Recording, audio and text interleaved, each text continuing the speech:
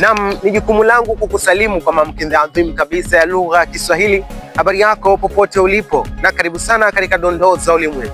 Jina langu ni Juhudi Kisuse.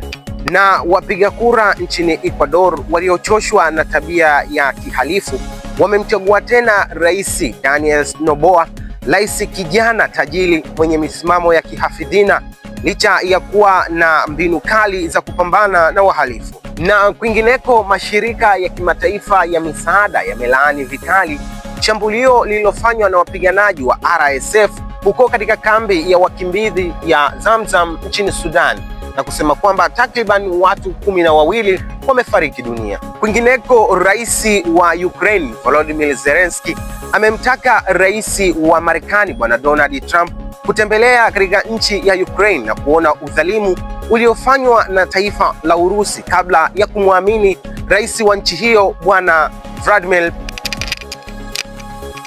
Na katika tetesi za usajili huko barani Ulaya, klabu za Chelsea na Bournemouth ziko tayari kulipa kiasi cha paundi milioni 30 kumsajili kiungo wa Real Betis na timu ya taifa ya Marekani John Cardozo mwenye umri wa miaka 23, na klabu ya Al Nassr iko tayari kumsajili winga wa klabu ya Liverpool na timu ya taifa ya Colombia Luis Diaz kama mbadala wa Vinicius Junior endapo watakosa saini ya winga huyo wa Kibrazil katika majira ya kiangazi.